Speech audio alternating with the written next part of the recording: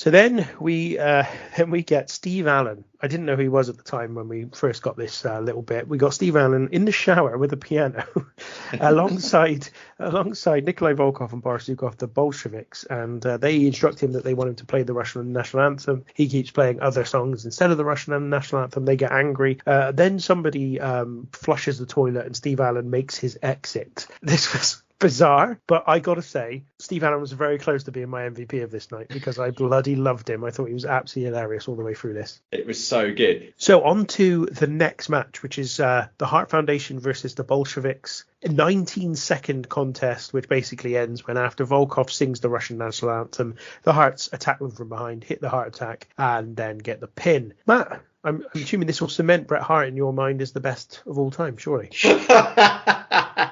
Do you know, it's funny, right? Because there's not many times that you'll hear me say this sentence, but I wish there was a hell of a lot more Bret Hart featured on this show. There was just no need for this at all. I mean, if they're going to have the Hart Foundation on there, give them a couple of minutes. If you're not going to bother, then don't bother featuring them. There's literally nothing you can really say other than it was a waste of everybody's time, if I'm honest. I loved it. I absolutely loved it. And I think that this is a storyline device that should be used more in wrestling.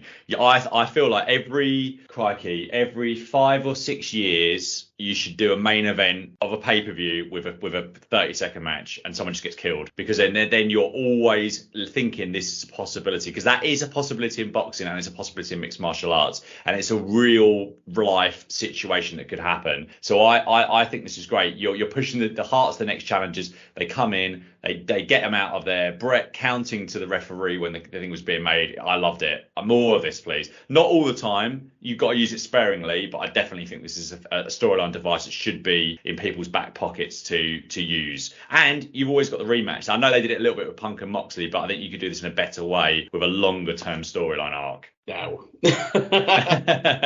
You'll notice I didn't say anything because I saw that Matt was looking a bit like, ooh.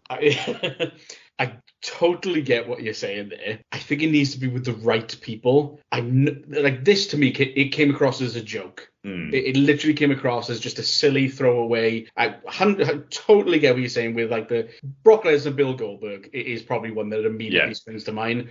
And their first one, a Survivor Series, I would say their first one, whatever. Like the match they had a Survivor Series a couple of years ago, that's a prime example of the type of thing they should do. Totally agree with that. This didn't feel like it to me. I totally agree that is a finish that you should use time to time. I don't think that this was the right teams to use it with. Not the Hart Foundation, but the Bolsheviks team. They just came across as a bit of a joke. But I mean, there was a joke, but it's light, isn't it?